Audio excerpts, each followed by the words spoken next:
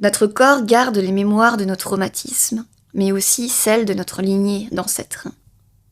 La parole est précieuse, nécessaire.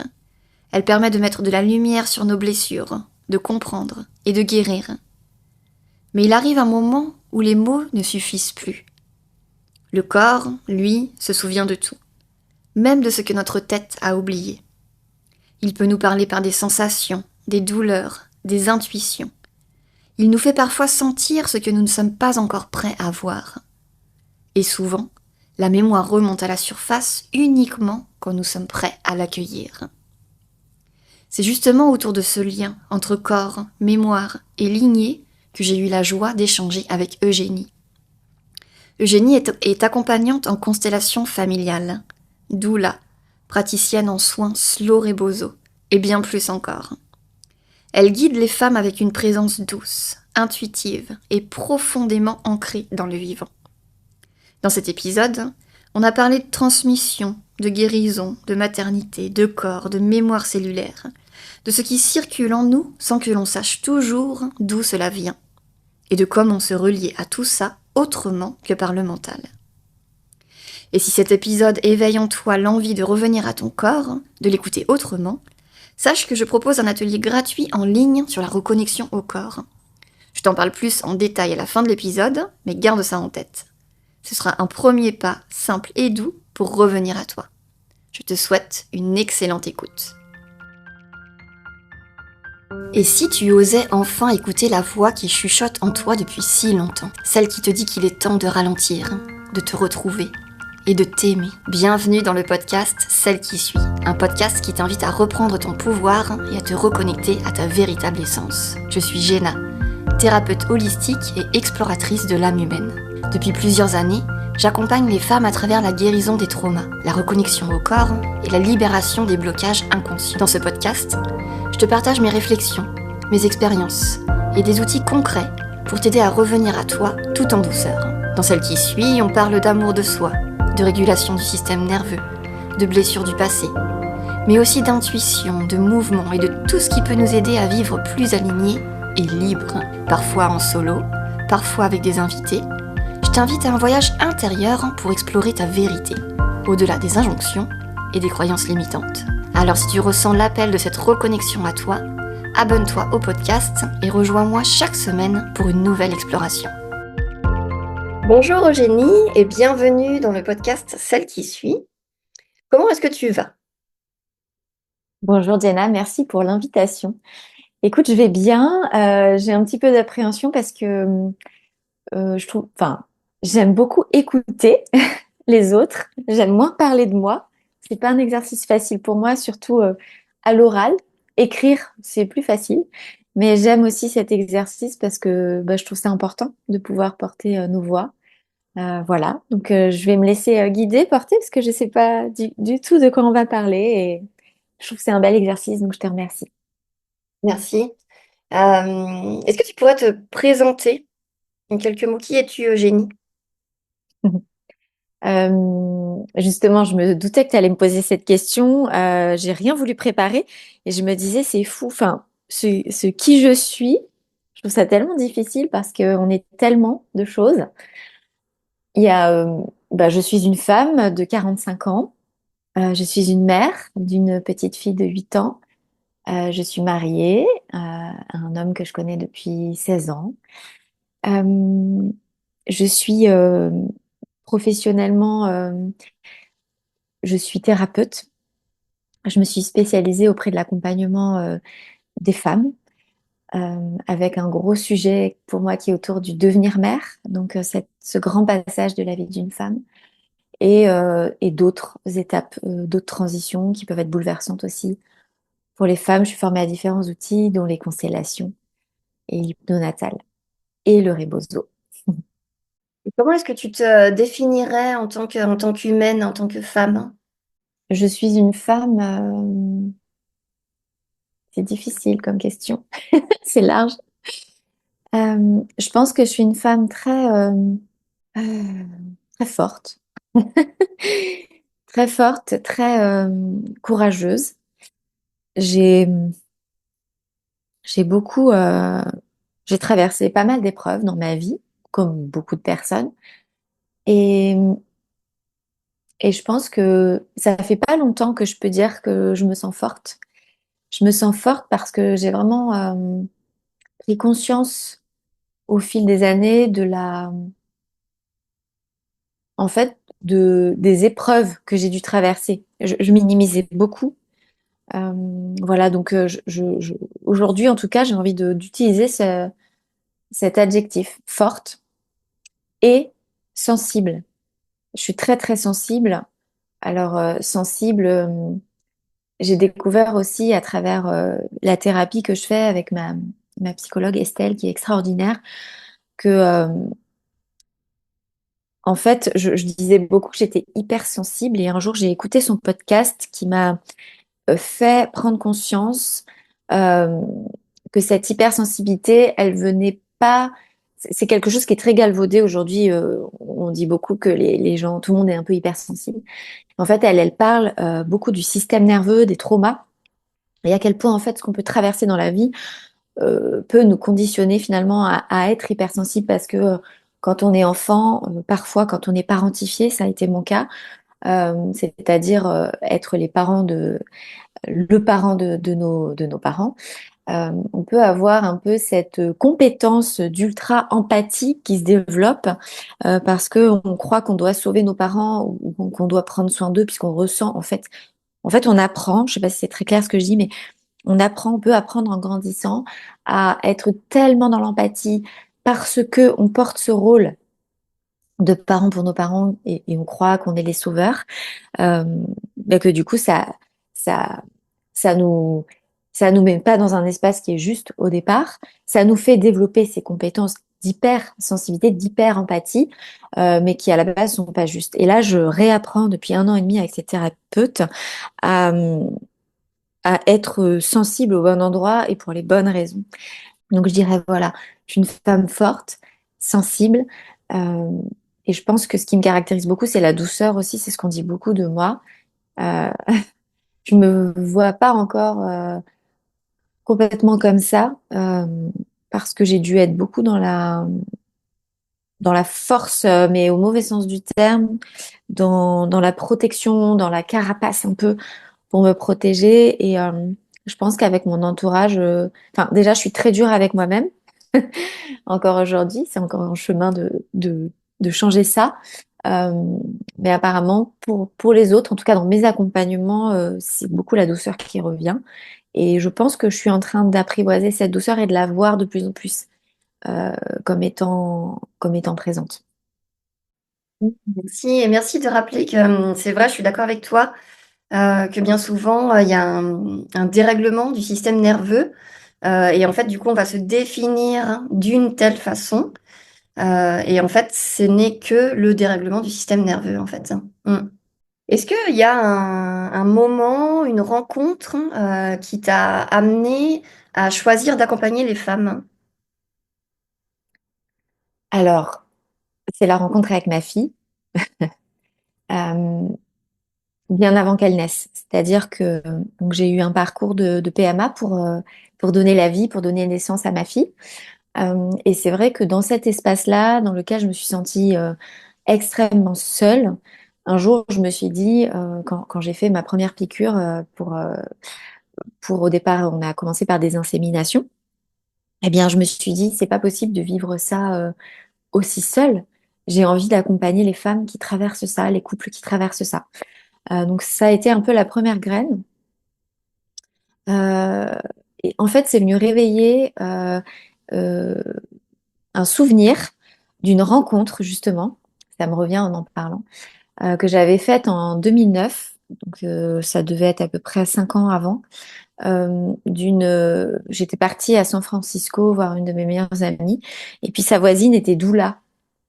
Et j'avais découvert ce métier, en fait, à ce moment-là. Elle m'avait expliqué ce que c'était. Et en fait, je me souviens que j'avais trouvé ça, mais tellement extraordinaire. Mais tout en me disant, tu sais, parfois, il y a des rêves qu'on peut avoir ou des métiers qui nous font un peu rêver. Puis on se dit, non, non, mais je serais incapable. Enfin, c'est pas pour moi, comme si c'était inaccessible, en fait. Et donc, j'avais refermé cette porte. Enfin, j'avais même pas imaginé devenir doula un jour. À l'époque, j'étais dans la communication. C'était même pas, voilà. Et en fait, quand je me suis fait cette piqûre, la toute première piqûre, et vraiment, mais quand l'aiguille a pénétré ma peau, je me suis dit, un jour tu feras quelque chose de ça, c'est pas possible en fait, de t'infliger ça, de vivre ça, et de rien en faire. Donc ça a vraiment été un moment très fondateur. Et puis, euh, et puis ma rencontre avec ma fille, quand elle est née, quand j'ai croisé son regard, je me suis dit, il va se passer quelque chose. Je savais pas encore quelle forme ça allait prendre, mais voilà. J'ai senti que je voulais vivre cet accouchement et cette rencontre-là. Je savais que j'allais en faire quelque chose professionnellement.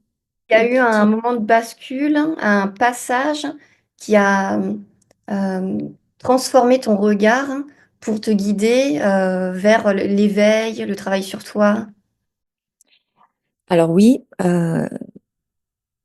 c'est assez intime, mais je vais quand même le partager parce que je pense que c'est important. Euh, c'est la première fois que j'en parle. J'en ai jamais parlé en public. En fait, j'ai rencontré mon mari, j'avais 29 ans. Et au bout de 6 mois de relation, mon corps a commencé à parler et je ne pouvais plus avoir de rapport sexuel avec lui. Avec pénétration, c'était impossible. En fait, une, euh, mon corps était complètement fermé à cet endroit-là, avec des douleurs indescriptibles, des brûlures, vraiment des manifestations très puissantes. Et j'ai pas eu le choix que d'aller faire une thérapie, quoi.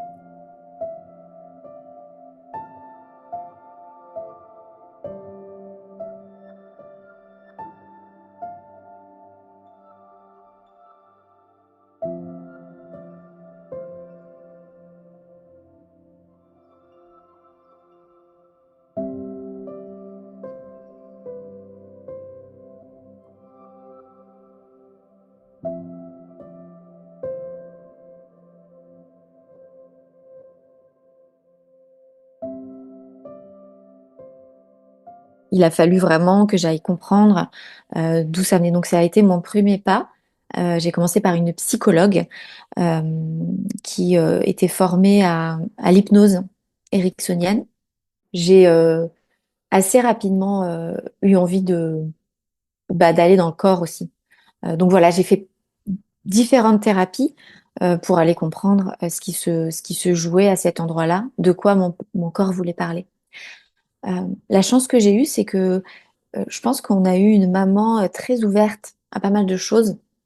Donc j'étais pas forcément tu vois, dans quelque chose de très spirituel, de manière très consciente, on va dire.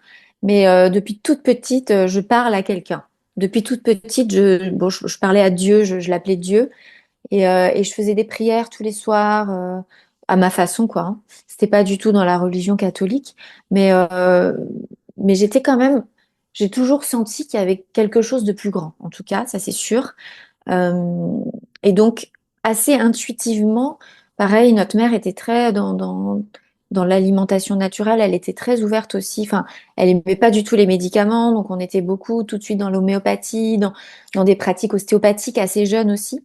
Euh, Elle n'hésitait pas à aller nous faire voir des personnes voilà, qui soignaient autrement. Donc en fait, ouais, ça a été assez naturel et je reviens un peu en arrière dans le temps. Quand j'ai eu 24 ans, on m'a diagnostiqué une maladie de la thyroïde, la maladie d'Hashimoto.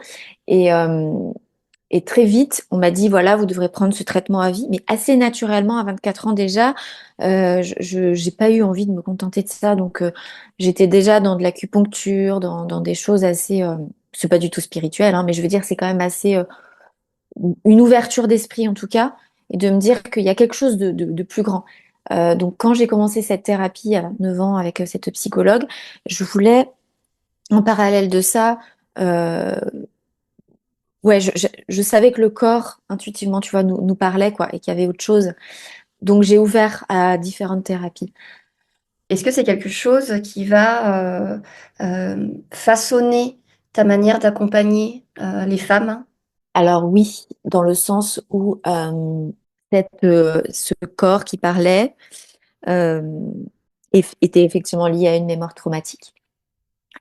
Euh, et aussi un lien transgénérationnel, comme une loyauté avec ma maman, qui a vécu un abus enfin voilà, un abus quand elle avait 17 ans. Euh, et donc il y avait à la fois la mémoire que je portais d'elle, qui lui appartenait à elle, qu'il a fallu aller libérer, et puis bah, une mémoire qui m'appartient. Donc forcément, cette sensibilité, comment dire? Ouais, sensibilité au sens, j'ai énormément je porte énormément d'attention et je suis extrêmement précautionneuse dans mes accompagnements avec ces sujets autour du trauma et particulièrement du trauma sexuel. Ça colore vraiment ma pratique et d'ailleurs, sans que je n'en ai jamais parlé et je ne parle pas de ça sur mon site, enfin, je veux dire, je ne parle pas du fait que j'accompagne particulièrement les femmes qui ont vécu des abus, mais en fait, à moi viennent très naturellement bah, ces personnes. Je pense, j'ai vraiment la croyance qu'on attire à nous ce qu'on ce qu'on est capable d'accompagner en fait et peut-être les sensibilités qu'on peut avoir. Et je pense que ça fait de nous de meilleurs accompagnants. Ces endroits où on a été soi-même, en tout cas c'est ma croyance, profondément blessé à partir du moment où on a travaillé dessus, évidemment, hein, parce que ça peut être dramatique par ailleurs. Je pense je ressens dans ma chair que je peux tout entendre à cet endroit-là, je peux tout accueillir. Voilà. Et avant d'être, donc je me suis formée d'abord pour devenir doula, et puis j'ai quitté cette étiquette il y a pas très longtemps, mais mon cœur reste de toute façon dans la même veine. Enfin, je change pas mes accompagnements pour autant. Mais avant de faire cette formation de doula, donc en 2020, en 2018, je me suis formée au Cercle de Femmes. Ça a été mon premier pas un peu dans l'accompagnement. Sachant qu'au départ, je voulais pas forcément en faire un métier. C'était plus, je le faisais en plus de mon activité professionnelle par amour en fait des femmes. Et c'est vrai que très très très rapidement, dans mes cercles, il y avait vraiment des partages très très puissants autour de l'abus, des traumas sexuels, etc. Au début, je croyais que c'était juste parce que bah, c'est ces espaces qui prêtent à ça, qui ouvrent à ça. Mais en ayant échangé ensuite avec pas mal de femmes qui facilitent des cercles, je me suis rendu compte qu'elles n'avaient pas forcément ces sujets qui ressortaient. Donc ça m'a marqué.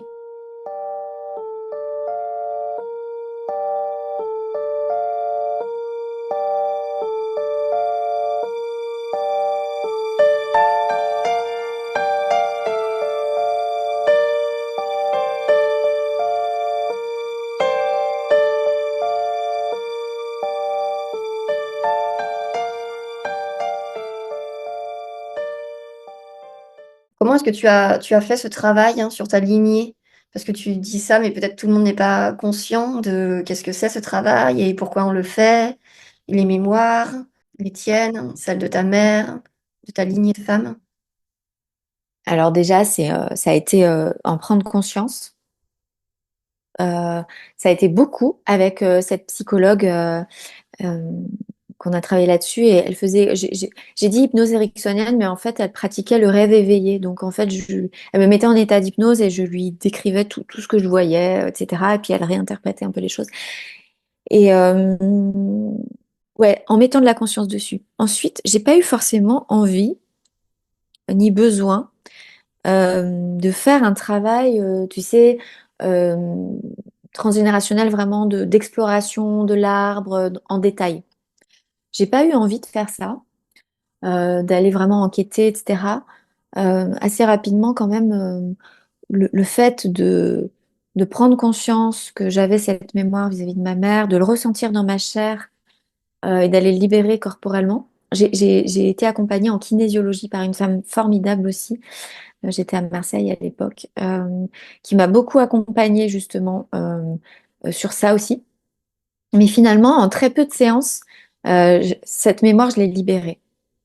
Euh, Après, j'ai quand même fait des soins euh, énergétiques autour de ça aussi. Mais voilà, j'ai pas eu envie de faire un travail très, très approfondi. En revanche, j'ai découvert les constellations familiales et ce que j'aime avec les constellations, justement, c'est qu'on n'a pas besoin d'avoir beaucoup d'informations, ni de connaître la vérité, en fait. Ça se travaille vraiment au niveau énergétique. Et voilà. Et en quelques séances, je sens que j'ai vraiment déposé cette mémoire-là, je l'ai rendue. Alors ma mémoire à moi, ça a été beaucoup plus long parce que j'étais pas prête en fait à vraiment voir et à reconnaître. J'ai mis beaucoup beaucoup de temps. Je pense qu'il y a un rythme qui est juste et propre à chaque personne. Euh, je l'ai, en fait, c'est comme un peu une spirale, tu vois. Je l'ai touché du doigt avec cette première thérapeute quand j'avais 29 ans. Euh, J'y suis revenue avec la kinésiologue, mais j'étais vraiment un peu dans le déni, tu vois. J'étais vraiment dissociée dans le déni. J'avais des mémoires, j'avais des flashs, j'avais des choses qui me venaient, mais je croyais que j'exagérais, que j'inventais, etc. Pourtant, enfin, les différentes thérapeutes que j'ai vues euh, m'ont parlé d'inceste, enfin voilà, ont été très très clairs. Mais voilà, j'étais sous l'emprise en fait, sous l'emprise de la personne concernée, qui est pervers narcissique. Et du coup, j'ai été longtemps, longtemps vraiment aveugle.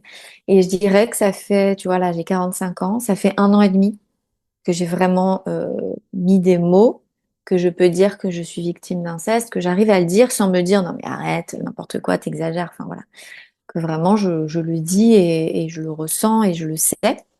Et avec cette femme, Estelle, euh, qui est psychologue clinicienne formée au trauma et à l'ICV. C'est vraiment une méthode d'accompagnement psychocorporel où on va vraiment, on va dans le corps, quoi. Ah bah, ça fait 1 an et demi que je travaille avec elle et là, voilà, j'ai libéré ce qui avait besoin d'être libéré par rapport à cette mémoire. C'est Estelle Makoviak. Son compte Instagram, c'est Ominina. Elle est extraordinaire, vraiment, vraiment extraordinaire. Parce qu'elle prend en compte la totalité de l'être, et bien plus encore. Elle prend en compte bah, la psyché, puisqu'elle est psychologue, euh, et le corps, avec l'ICV. Il n'y a que les psychologues cliniciens qui peuvent se former à cette méthode. Et, euh, et elle prend en compte euh, l'âme, puisqu'elle elle est formée à l'énergétique aussi, elle est connectée à ces espaces-là. Et donc vraiment, cette complétude d'accompagnement, elle me convient parfaitement. Et je pense que j'étais prête aussi. Je pense que si je l'ai rencontrée il y a 1 an et demi, c'est parce que j'étais prête à y aller. Je pense que ce qui est important, c'est de trouver son chemin, sa voie, ce qui résonne pour soi, là où en fait notre corps dit oui. Euh, pour moi, tu vois, je me considère un peu comme une exploratrice et j'adore. En fait, évidemment que c'est difficile, c'est douloureux. Je suis passée par plein d'étapes vraiment très très compliquées. Et en même temps, c'est extraordinaire. J'ai une gratitude immense parce que j'ai pu vraiment me rencontrer. J'ai pu vraiment me rencontrer.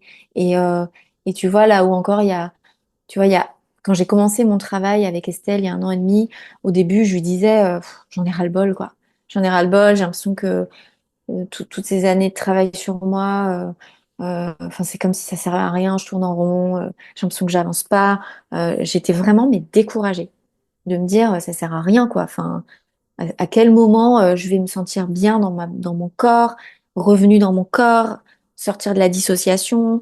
Euh, Vraiment, je me sentais nulle. Je me sentais nulle et incapable. Et d'avoir vraiment, enfin, cette méthode en tout cas me correspond parfaitement, d'intégrer vraiment les traumas dans mon corps, de pouvoir les ressentir, les vivre, etc. Et être accompagnée pour ça, et les libérer avec cette méthode qui est très douce en fait, et à la fois très puissante, bah, ça me correspond en fait. Euh, et parfois, il suffit, enfin, on a l'impression que ça fait 20 ans qu'on travaille sur soi, que ça sert à rien. Et puis, voilà, moi, en 1 an et demi, je sens que c'est comme si c'était prêt à éclore, tu vois. En fait, ça n'a pas servi à rien. Est-ce que tu penses que c'est parce que tu es revenu dans le corps hein, que tu as eu une grande avancée en très peu de temps? Je pense que c'est multifactoriel. Je pense que c'est parce que le corps, je l'avais déjà visité, tu vois. J'étais déjà dans des thérapies plutôt psychocorporelles. Je sais pas ce qui a fait que. Je pense que c'est d'avoir en fait,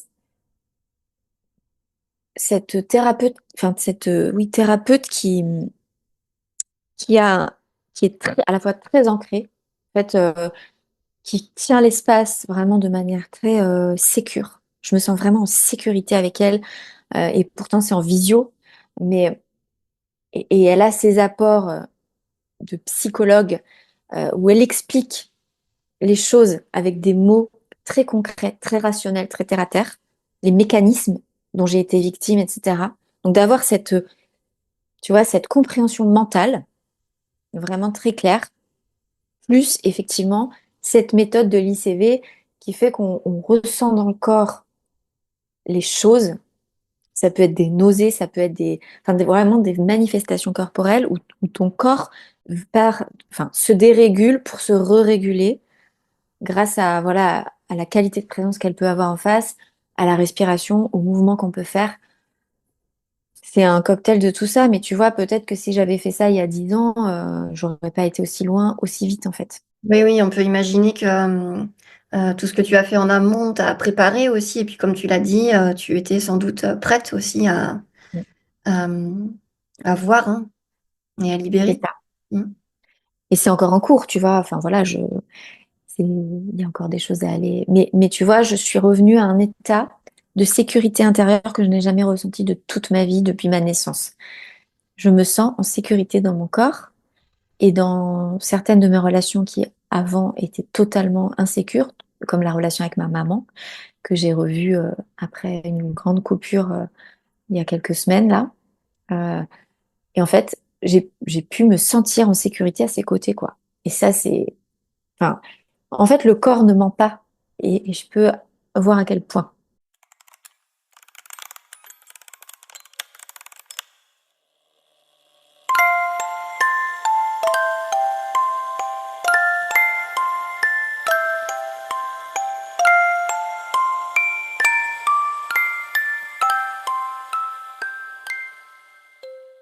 En vivant ce que je suis en train de vivre, tu vois, je comprends ce qu'on veut dire quand on parle de sécurité intérieure. Avant, c'était un concept, tu vois.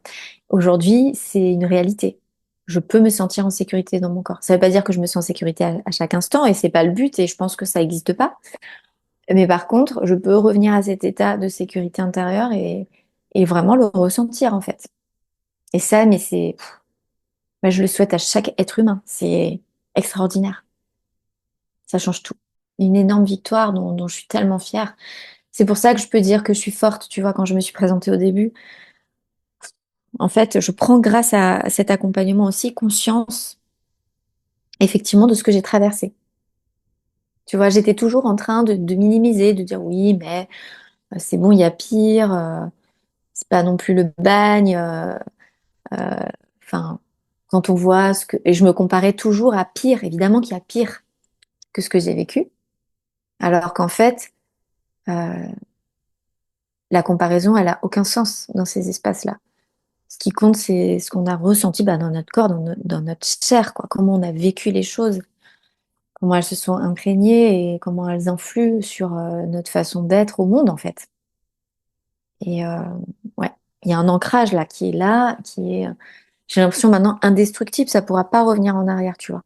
Est-ce que c'est ce qui t'a poussé à t'intéresser aux constellations familiales, hein, ton histoire personnelle? Hein?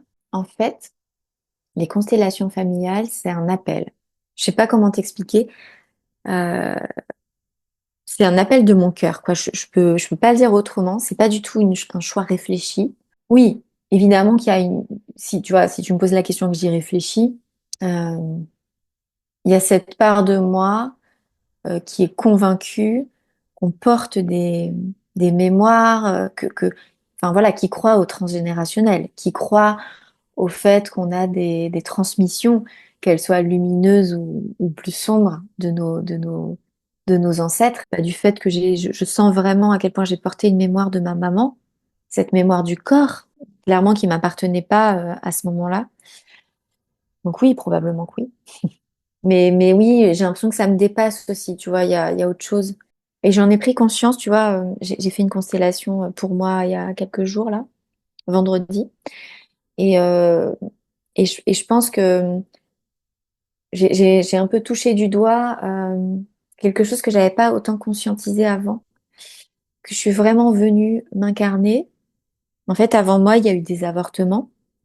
Alors, il y a eu un avortement dans le corps de ma mère. Il y a eu plusieurs avortements euh, chez la première femme de mon père. Donc, en fait, j'ai des grands frères ou sœurs qui ne sont pas vivants. Et je le savais, tu vois, mentalement. Mais pendant la constellation de vendredi, c'était d'une puissance, mais immense. J'ai vraiment eu énormément de chagrin, comme si je me reconnectais à eux, à mes grands frères et sœurs, euh, qui ne sont pas nés. Et j'ai vraiment touché du doigt que moi, je suis née, je m'appelle Eugénie, ça veut dire bien née. Je suis en vie et pour... Et en fait, autant je pense que jusqu'à cette constelle, j'étais un peu, je me sentais illégitime parce que pendant la constelle, ce qui est ressorti, c'est mais pourquoi moi j'ai le droit d'être en vie en fait? Pourquoi moi j'ai le droit d'être en vie alors que eux, ils n'ont pas pu traverser ce portail? C'est pas juste en fait. Et donc il y a eu beaucoup beaucoup de tristesse que j'ai pu libérer à ce moment-là. Et, euh, et j'ai pu conscientiser aussi pourquoi je me sens pas légitime. Souvent, je me sens pas légitime d'être en vie, tu vois, depuis longtemps, hein.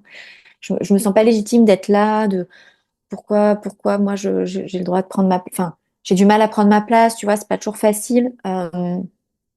Et, et, et je pense que il y a cette part-là aussi moi je suis née, euh, je suis en vie, et donc c'est comme si les constellations c'était une transmission, quoi, que j'ai envie de, tu vois, de poursuivre en accompagnant avec cet outil. Je trouve que c'est vraiment honorer ce qui n'a pas, enfin, ce qui a été et ce qui n'a pas été aussi. Et ça résonne encore plus depuis vendredi. Je sens que ça s'infuse.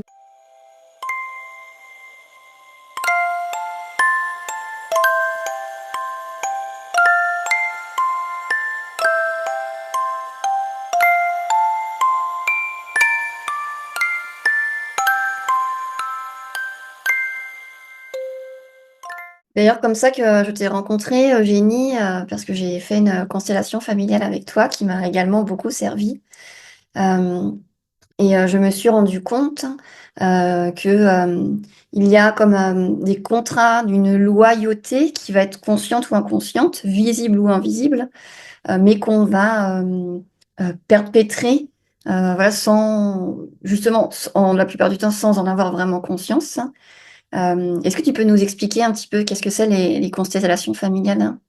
J'ai toujours du mal à expliquer parce que c'est tellement subtil. Enfin, toi-même, tu sais, hein. En fait, les constellations familiales, tu sais, c'est comme, t'imagines un ciel étoilé la nuit, et puis il y a des constellations, tu sais, qu'on connaît bien ou qu'on connaît moins bien.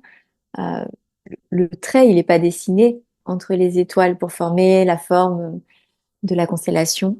Euh, c'est un peu ça.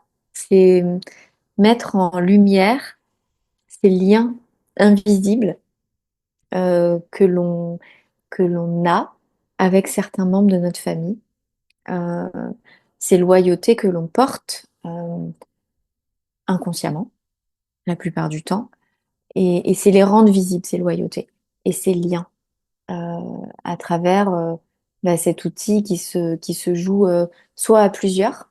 Donc tu peux faire des constellations, c'est beaucoup plus répandu en groupe, effectivement, avec des protagonistes qui vont jouer des rôles de la famille, du consultant, enfin de la personne du coup qui se fait consteller. Et quand c'est en one-one, on pose plutôt des symboles, ou, voilà, on peut le poser de différentes manières. Et, et c'est psychocorporel dans le sens où tu viens ressentir dans ton corps les émotions, les sensations soit de tes ancêtres, enfin en tout cas des membres de ta famille, des membres de ton système. En fait, on considère que nous appartenons à un système familial. D'ailleurs, pas que familial, mais là on est sur le familial, donc je fais un focus là-dessus. En tant que membre d'un système familial, on peut avoir des déséquilibres, on peut euh, avoir du mal à prendre notre place dans le monde parce que justement, on peut avoir des blocages, des choses qui vont se manifester dans la matière de notre vie actuelle, euh, des schémas répétitifs qui proviennent en partie de loyauté, ou de secrets, de choses que l'on porte en fait de certains membres de notre famille. Et donc faire une constellation, c'est vraiment venir mettre cela en lumière par rapport à un sujet précis. On vient avec une problématique précise. C'est pas on va explorer un petit peu au hasard. C'est on vient avec quelque chose que l'on porte, que l'on traverse, que l'on des schémas, des blocages. Et on vient voir ce qui se joue au niveau du système. Ce que j'aime avec les constellations, c'est qu'on met aussi beaucoup de lumière. C'est-à-dire que souvent, quand on se connecte à ces sujets du transgénérationnel, on va plutôt aller chercher les côtés négatifs, sombres, les ombres de nos ancêtres. Alors que, bah, comme nous, ils sont aussi porteurs de énormément de lumière. C'est aussi réintégrer ça, ressentir ça à un niveau énergétique. Qu'en fait, on a aussi reçu tellement d'amour. Et en fait, un des grands principes des constellations familiales, c'est de considérer que si on est venu au monde, c'est qu'il y a eu assez d'amour et de lumière dans nos lignées pour que l'on puisse s'incarner. Et ça, de ressentir ça, c'est tellement, tellement beau et fort et ça vient rééquilibrer aussi beaucoup de choses.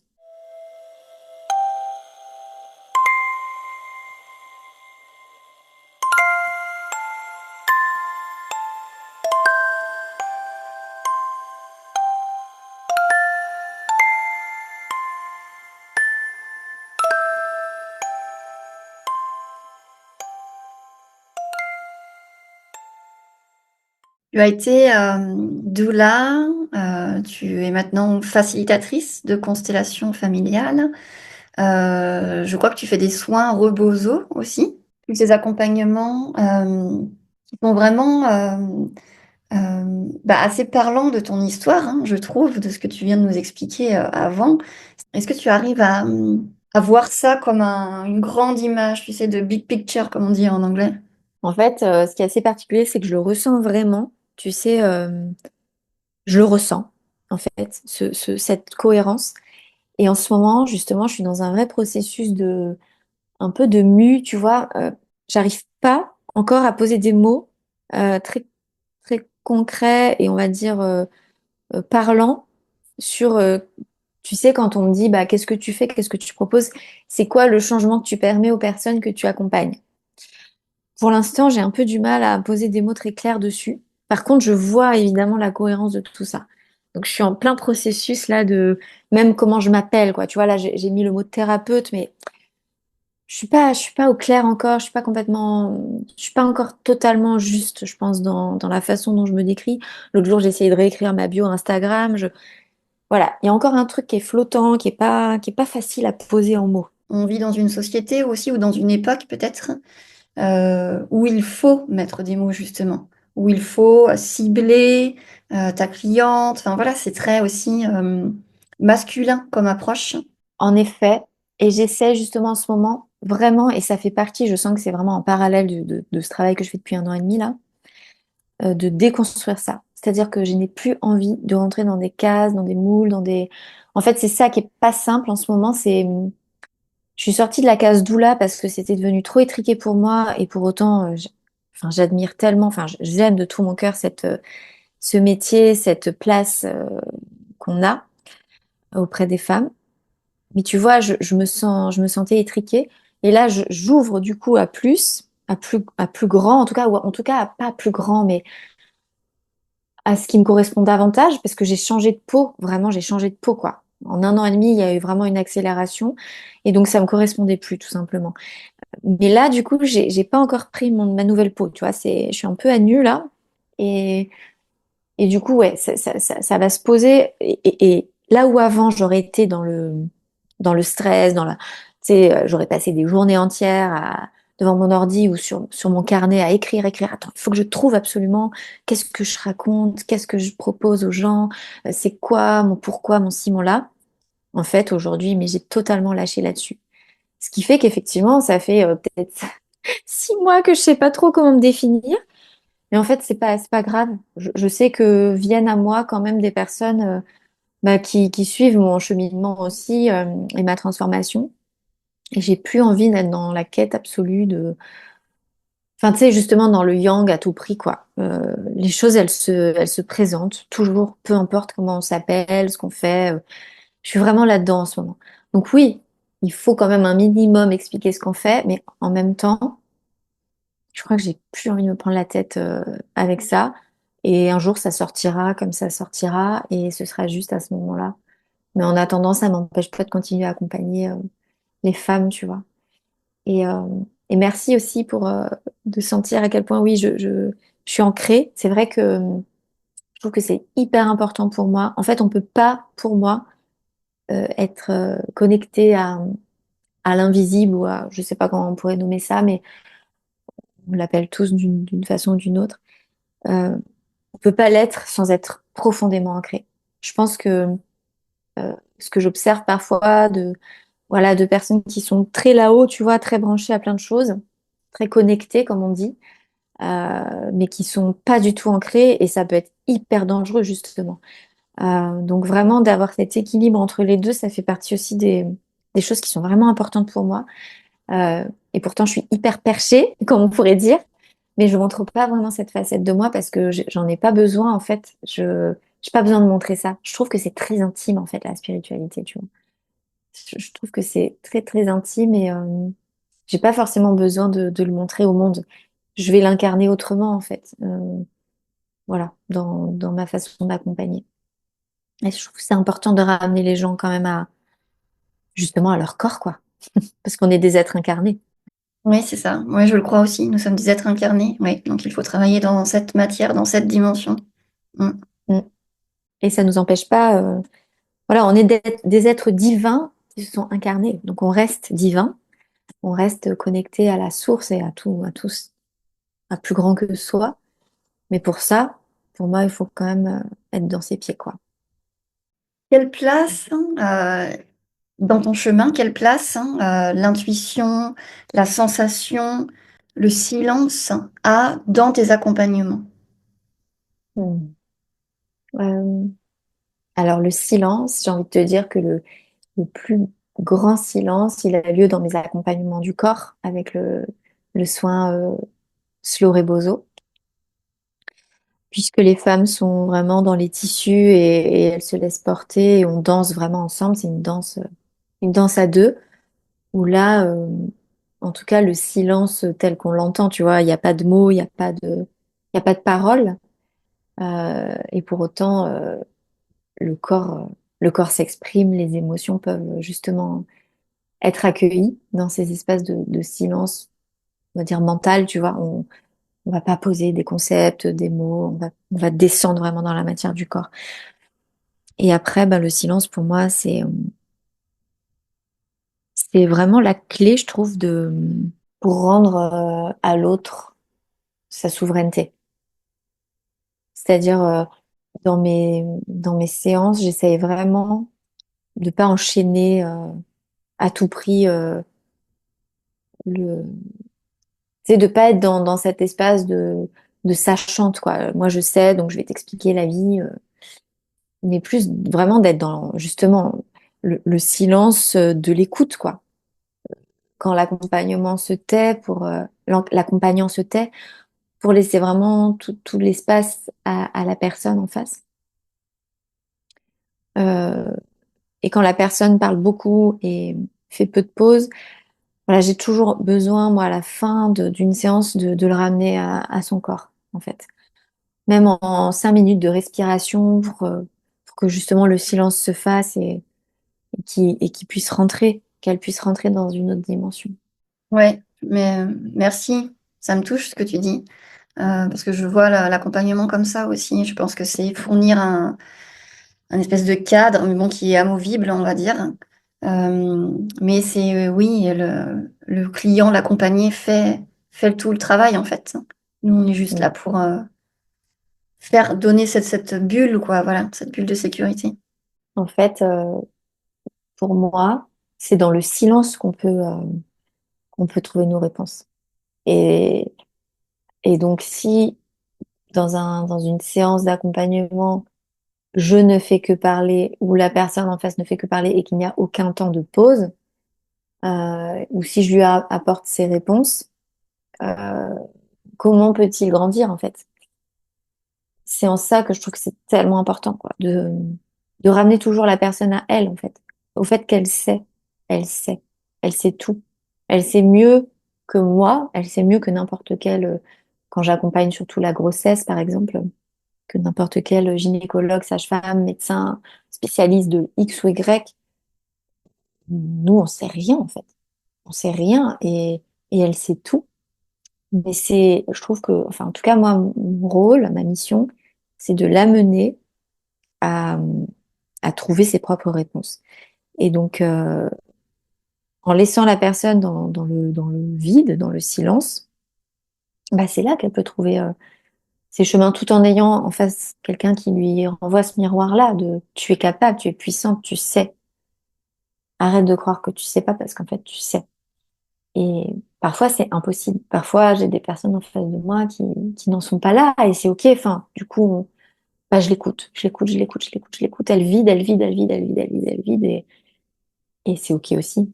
En fait, on a tous des endroits, voilà, il y a un temps, quoi, une ligne du temps qui se respecte en fait pour chacun.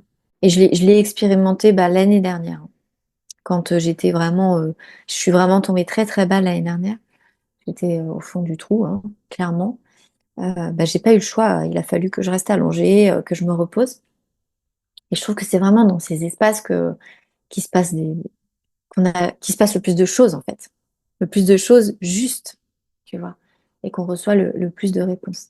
De s'allonger dans des moments de trop, des moments de doute, de flou, on sait pas trop où on va, s'allonger et puis ne rien faire, regarder le plafond. Ça m'est arrivé quelques fois dans ma vie, d'autres fois où j'étais malade. Il a fallu que ce soit la maladie, malheureusement, mais bon, des rhumes, enfin des choses pas graves, mais où je me rappelle que j'avais eu une période où je m'étais dit, mais là, t'as rien à faire, t'es malade, tu t'allonges. Et je regardais les poutres de mon salon, quoi. Et j'étais en méditation devant mes poutres et je me disais, mais qu'est-ce que ça fait du bien, quoi, de rien faire, quoi.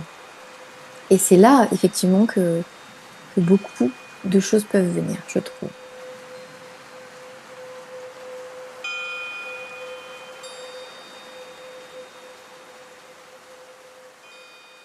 Comment est-ce qu'on peut travailler avec toi, Eugénie, si on a envie euh, de suivre ta voie?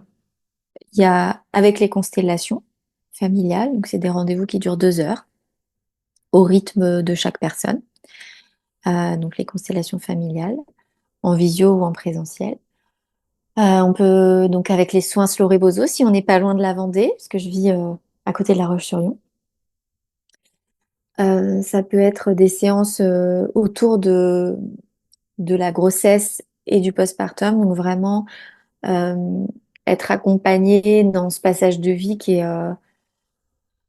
bouleversant, très bouleversant, et que moi je trouve qui, en fait, au-delà du fait qu'il mérite d'être accompagné parce que c'est un grand bouleversement, qui peut aussi être un, plus qu'un passage, se vivre comme une métamorphose. Je pense qu'on peut vraiment utiliser ce passage de vie comme un moment pour venir vraiment se rencontrer, quoi.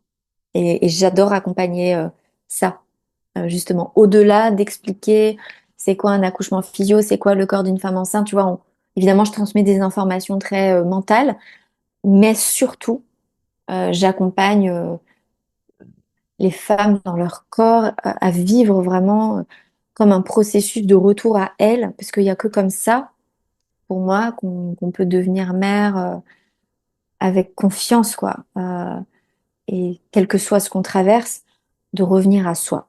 Quand je parle du fait que j'accompagne le devenir mère, j'accompagne évidemment toutes les épreuves qu'on peut vivre sur ce chemin, les pertes, les deuils, voilà. Ça, c'est important de le dire. Euh, c'est un espace qui est important. Pour moi aussi, j'accompagne beaucoup de femmes autour de ça, autour du désir d'enfant aussi et des parcours difficiles autour de la PMA, entre autres. Donc j'accompagne avec un forfait global grossesse et postpartum autour de ça. Et puis après, des séances à l'unité pour les femmes dans n'importe quel passage de vie, avec toujours beaucoup d'écoute, beaucoup de douceur, euh, d'accueil. J'ouvre vraiment un espace pour que les femmes puissent se déposer complètement, revenir à elles. Voilà, donc il y a un temps de parole, un temps d'écoute et toujours un temps de retour au corps avec de la respiration, parfois du mouvement, ça peut être de l'écriture, enfin ça dépend de ce qui se présente. Et puis j'accompagne avec l'hypnonatal, donc c'est de l'hypnose dédiée à la grossesse aussi. Voilà, aujourd'hui. Est-ce que si tu avais un message, une graine à planter dans le cœur, ne serait-ce d'une femme, euh, lequel serait-il? Il y a vraiment, il y a une phrase que j'adore, deviens qui tu es, deviens qui tu es. Ça, c'est vraiment une phrase qui me guide énormément depuis longtemps. Euh, je crois que j'aimerais vraiment, ce que je souhaiterais de tout mon cœur, c'est que chaque personne, femme, personne, puisse honorer vraiment qui elle, il est profondément. Honorer au sens déjà voir, découvrir, parce que parfois on est tellement coupé, et ça a été mon cas, qu'on ne voit pas du tout les trésors qu'on a en nous. Donc c'est vraiment déjà découvrir le trésor, et puis une fois qu'on l'a découvert, on peut passer des années à le cacher, mais de oser en fait d'oser le montrer, d'oser ouais, le montrer au monde. Et je pense qu'on a, enfin moi j'ai vraiment cette croyance qu'on a toutes et tous, mais un trésor tellement immense à l'intérieur de nous qui ne demande qu'à être vu et on peut appeler ça, voilà, se reconnecter à son âme, mais moi j'en parle avec des mots plus concrets parce que on n'a pas tous cette croyance-là. Mais voilà, c'est, ouais, que souviens-toi de qui tu es et vas-y, quoi. Vas-y. Et tout est possible. Franchement, tout est possible. Et je sais que c'est bateau, mais j'aimerais tellement que, voilà, que l'humanité entière puisse se reconnecter à cette part-là, quoi, divine, en fait, qui vient du divin, en fait. On est tous, ouais, des êtres divins incarnés sur Terre et on a tous et toutes quelque chose à offrir au monde. Et il n'y a pas de grand ou petit, enfin, c'est par notre manière d'être, on change le monde, en fait, chacun. Et donc voilà, si j'arrive à semer cette croyance qui puisse devenir un arbre en chacun. J'aurais aimé qu'on me dise ça en tout cas quand j'étais petite. Pour moi, tout ce qu'on doit vivre est juste. Voilà. Ça veut pas dire que c'est facile. Ça veut pas dire que derrière il y aura pas de la réparation. Ça veut pas dire que c'est juste au sens, tu vois, humain du terme. Bien sûr que on rêverait que tout le monde soit heureux avec aucun trauma dans un monde parfait. Mais je crois on s'est incarné aussi pour ça, quoi, pour traverser ben, des choses difficiles, éprouvantes, qui nous font, pour moi, grandir. Merci beaucoup, Eugénie. On arrive bientôt à la fin. Et donc, comme d'habitude, je te laisse le mot de la fin. Merci. Merci d'avoir créé cet espace dans lequel je me suis sentie en sécurité. Jenna, merci beaucoup pour bah, nommer des choses effectivement, qui sont très, très, très intimes. Euh, ouais, j'ai beaucoup de gratitude. Ça a beaucoup comment te dire? C'est très réparateur pour moi que de pouvoir poser ma voix sur certains bouts de mon histoire. Euh, ouais, c'est très réparateur, alors merci pour ça.